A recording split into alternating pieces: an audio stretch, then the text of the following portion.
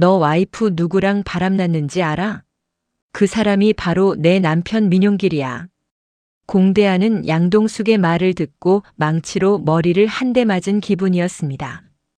자신을 처참하게 버린 아내의 불륜 상대가 하필이면 온정시장에서 가장 철없기로 소문난 민용길이었다는 사실을 알게 된 공대한. 그리고 남편의 불륜 현장을 목격한 양동숙은 이혼을 할지 아니면 이혼을 안 하고 어떤 대책을 세울지 오늘 이야기해 드리겠습니다. 구독과 좋아요를 눌러주시면 영상 제작에 큰 힘이 됩니다. 그리고 좋아요를 눌러주신 모든 분들, 오늘 하루 행운이 찾아올 거예요. 민용길과 이희경의 진한 밀회 장면을 목격한 양현빈과 공주아는 그 자리에 망부석처럼 굳어버렸습니다. 양현빈은 자신의 눈을 의심하며 고개를 저었지만 눈앞의 광경은 잔인할 만큼 선명했습니다. 평소 철없어도 다정했던 고모부, 가끔 사고는 쳐도 고모 양동숙을 사랑한다고 믿었는데 그런 고모부가 하필이면 공주아의 숙모 이희경과 저런 짓을 벌이고 있다는 사실에 양현빈은 피가 거꾸로 솟는 기분이었습니다. 방금 전까지만 해도 공주아를 향해 다른 남자에게 웃어주는 게 싫었다며 수줍은 고백을 하려던 양현빈의 진심은 고모부 민용길의 파렴치한 행동 앞에 갈기갈기 찢겨나갔습니다. 공주아 역시 자신의 숙모 이희경이 양현빈의 고모부와 껴안고 있는 모습에 구역질이 올라오는 것을 참아야 했습니다. 자신의 삼촌 공대한이 누구보다 아끼고 사랑했던 아내 이희경, 숙모가 저속한 불륜의 주인공이라는 사실에 공주아는 온몸이 떨려왔습니다. 삼촌이 최근 들어 부쩍 수척해진 이유가 숙모의 배신 때문이었다는 걸 깨닫는 순간 그녀의 가슴 속에서는 이희경을 향한 증오와 함께 거대한 구역질이 치밀어 올랐습니다. 두 사람은 너무 놀라 아무 말도 할 수 없었습니다. 그들이 목격한 것은 단순한 불륜이 아니라 두 집안을 영원히 갈라놓을 거대한 폭탄의 도화선이었기 때문입니다. 하지만 이 지옥 같은 장면을 가장 처절하게 지켜본 이는 따로 있었으니 바로 양동숙이었습니다. 양동숙은 민용길을 뒤쫓아왔다가 그가 이희경과 입을 맞추는 장면을 보고는 가슴을 쥐어뜯으며 주저앉았습니다. 민용길이 그동안 날린 돈들보다 그의 마음이 이희경이라는 여자에게 가 있었다는 사실이 양동숙에게는 수만 배 더 큰 고통으로 다가왔던 겁니다. 하지만 양동숙은 비명을 지르는 대신 입술을 깨물며 피를 흘렸습니다. 양동숙은 당장이라도 달려나가 이희경의 머리채를 휘어잡고 온정시장이 떠나가라 비명을 지르고 싶었습니다. 내 남편 내놔. 이 도둑년아. 라고 소리치며 그들의 추악함을 만천하에 공개하고 싶었습니다. 하지만 그녀의 발을 묶은 것은 다름 아닌 자신의 어린 시절 기억이었습니다. 엄마가 다른 남자와 눈이 맞아 도망치던 날 어린 양동숙을 남겨두고 떠나던 그 차가운 등 뒤로 쏟아지던 동네 사람들의 수군거림. 그 지독한 트라우마가 양동숙의 목소리를 갉아먹었습니다. 나처럼 내 아들도 아빠가 바람나서 집 나갔다는 말을 듣게 할 수 없어.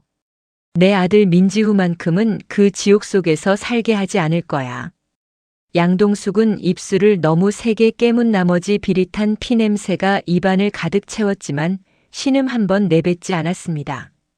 그녀는 무너져 내리는 다리를 억지로 지탱하며 차가운 시선으로 두 사람의 뒷모습을 눈에 새겼습니다. 그리고는 조용히 발걸음을 돌려 옳게 차세리를 향해 갔습니다. 지금 이 상황에서 그녀가 믿을 수 있는 유일한 전략가이자 자신의 편은 차세리뿐이었으니까요. 헐떡이며 차세리 앞에 나타난 양동숙의 모습은 처참했습니다. 화장은 눈물에 번져 엉망이었고 단정하던 머리카락은 산발이 되어 있었습니다. 차세리는 직감적으로 큰일이 터졌음을 알아차리고 양동숙을 방 안으로 끌어들였습니다. 고모, 대체 무슨 일이에요? 고모부가 또 사고 쳤어요? 차세리의 물음에 양동숙은 차마 말을 잇지 못하고 꺼느끼며 간신히 입을 뗐습니다. 옳게. 민용길 그 인간이. 공대한 내 마누라랑. 그 이름이 나오자 차세리의 눈빛이 순식간에 날카롭게 변했습니다. 평소 영리하고 계산 빠른 차세리에게도 이 조합은 상상 이상의 충격이었지만 그녀는 곧바로 냉정함을 되찾았습니다. 감정에 휩쓸려 울고만 있는 양동숙과는 달리 차세리는 이 위기를 기회로 바꿀 방법을 고민하기 시작했습니다. 고모, 지금 우는 걸로 끝낼 문제 아니에요. 이혼하고 싶지 않다고 했죠? 지금 이대로 이혼하면 그 인간들 좋은 일만 시켜주는 거예요. 그럼 고모부를 우리 손바닥 위에 올려놓고 절대로 못 빠져나가게 만들어야 해요. 라며 양동숙을 다독였습니다. 차세리의 머릿속에는 이미 치밀한 계획이 세워져 있었는데요. 그녀는 양동숙에게 시아버지인 양선추를 움직여야 한다고 조언했습니다. 민용길이 딴 마음을 품지 못하도록 경제적인 족쇄이자 명예라는 덫을 놓아야 한다는 계산이었습니다. 민용길에게 사장님이라는 감투를 씌워주어 사회적 지위를 만들어주고 동시에 양씨 집안의 재력 아래 꼼짝 못하게 묶어두자는 전략이었습니다. 아버님께 부탁해서 고모부한테 휴대폰 대리점 하나 차려달라고 해요. 사장님 소리 들으면서 돈 만지기 시작하면 저런 여자한테 한눈 팔 여유도 없을 거고 무엇보다 아버님이 주신 가게니까 집안 눈치를 볼 수밖에 없어요. 양동숙은 차세리의 계획에 고개를 끄덕였습니다. 비록 남편을 향한 배신감은 여전했지만 가정을 지키고 아들 지우에게 완벽한 부모의 모습을 보여주고 싶은 마음이 컸기 때문입니다. 결국 차세리의 설득 끝에 양동숙은 양선출 앞에 무릎을 꿇었습니다. 양동숙은 민용길의 불륜 사실은 숨긴 채 그저 그가 방황하는 이유가 변변한 직업이 없어서 그런 것 같다며 마지막으로 기회를 달라고 애원합니다. 양선출은 그동안 민용길이 저지른 사고들을 생각하면 당장 내쫓고 싶었지만 딸 양동숙의 눈물과 며느리 차세리의 간곡한 부탁에 마음이 약해지고 말았습니다. 양선출은 온정시장 입구에 조그만 휴대폰 대리점을 하나 마련해주며 민용길에게 엄중히 경고했습니다. 이게 네 인생의 진짜 마지막 기회다. 여기서 또 사고치면 그땐 내 손에 죽을 줄 알아라. 라며 호통을 쳤습니다. 민용길은 비굴할 정도로 허리를 굽히며 감사의 인사를 올렸습니다. 옆에 있던 양동익도 이제 한번 제대로 살아봐. 사고치지 말고 라고 말하며 격려하였습니다. 갑작스럽게 사장님 타이틀을 달게 된 민용길은 입이 귀에 걸렸습니다. 시장 사람들 앞에서 어깨에 힘을 주며 명함을 돌리는 민용길의 모습은 가관이었죠. 그는 양동숙의 손을 꽉 잡으며 동숙아, 나 진짜 정신 차릴게. 그 여자랑은 벌써 다 정리했어. 나 이제 사장님 소리 들으면서 우리 지우한테 당당한 아빠가 될 거야 라고 맹세까지 했습니다. 민용길은 정말로 이희경과의 과거를 청산하고 새 사람이 된 것처럼 굴었습니다. 매일 아침 일찍 출근해 매장 앞을 쓸고 시장 상인들에게 싹싹하게 인사를 건넸으니 용길이가 이제야 철이 드나 보다라며 주변 사람들이 격려하는 분위기가 형성되었습니다. 하지만 이희경의 입장은 달랐습니다. 공대안과 이미 이혼 서류에 도장을 찍고 아파트 보증금까지 챙기고 자유의 몸이 된 이희경이 가만히 있을 리가 없었거든요. 이희경은 민용길이 자신을 피하고 휴대폰 가게 오픈한다는 소문을 듣고 배신감에 치를 떨었습니다. 이희경은 민용길의 가게 앞으로 찾아가 민용길을 매섭게 노려보았습니다. 이희경의 목적은 단 하나였습니다. 민용길을 양동숙에게서 떼어내 본인이 가로챈 아파트 보증금으로 함께 호의호식하며 사는 것이었죠. 하지만 민용길이 장인어른 양선출이 차려준 가게 때문에 이혼을 차일피일 미루자 이희경의 인내심은 바닥이 나고 말았습니다. 그날 저녁 민용길 휴대폰 매장에 이희경이 구두 소리를 요란하게 내며 들어왔습니다. 민용길은 소스라치게 놀라며 문을 잠그며 말합니다. 희경씨 미안해요. 나 내 아들 지우 보니깐 차마 이혼 도장을 찍을 수가 없었어요. 라며 소리를 낮춰 말하는 민용길에게 이희경은 싸늘한 미소를 지어 보였습니다. 민용길 씨, 아들은 핑계잖아요. 당신 장인이 차려준 그 알량한 구멍가게 때문에 나를 버리겠다는 거예요? 당신이 잊은 모양인데요. 우리 둘이 호텔 드나들던 사진이랑 당신이 나한테 사랑한다고 울며불며 매달리던 녹음 파일. 내가 다 가지고 있어요. 당장 이혼 안 하면 내일 아침 온정시장 게시판이랑 동네 방네에 다 뿌려줄 거예요. 어디 잘난 사장님 소리 계속 들을 수 있나 보자고. 라고 화를 내며 말합니다. 이희경의 협박에 민용길은 다리가 후들거렸습니다. 만약 이 사실이 장인 양선출과 온정시장에 퍼진다면 사장님 자리는커녕 시장에서 돌을 맞고 쫓겨날 게 뻔했으니까요. 민용길은 이희경의 앞에서 비굴하게 손을 비비며 조금만 기다려줘요, 희경씨. 내가 다 생각이 있어서 그래요라며 달랬지만 이미 눈이 뒤집힌 이희경에게는 들리지 않았습니다. 이희경은 내일 정오까지 이혼 서류 접수했다는 문자 안 오면 온정시장은 우리 불륜 스캔들로 축제가 열릴 줄 알아요라는 폭탄을 던지고 사라졌습니다. 이런 상황 속에서 양동숙은 결단을 내렸습니다. 그녀는 민용길의 휴대전화 대리점을 몰래 감시하다가 이희경이 다녀간 것을 확인했습니다. 양동숙은 이제 방어만 해서는 가정을 지킬 수 없다는 것을 깨달았습니다. 그녀는 곧장 공대안을 찾아갔습니다. 공대안은 이혼 후 홀로 정리하며 쓸쓸히 앉아 있었는데요. 양동숙은 공대안에게 다가가 떨리는 목소리로 물었습니다. 공대안, 너 네 와이프가 누구랑 바람났는지 알아? 공대안은 어이없는 표정을 지으며 양동숙에게 말합니다. 아니, 그 상대가 누군지 알면 어떻게 할 건데? 공대안은 당황한 표정으로 양동숙을 바라보았지만 양동숙의 눈에는 이미 도끼가 서려 있었습니다. 그 여자 이희경 말이야. 우리 남편이랑 바람난 거야. 공대안은 너무 놀라 아무 말도 할 수 없었습니다. 그 여자가 지금 우리 남편 협박하고 있어.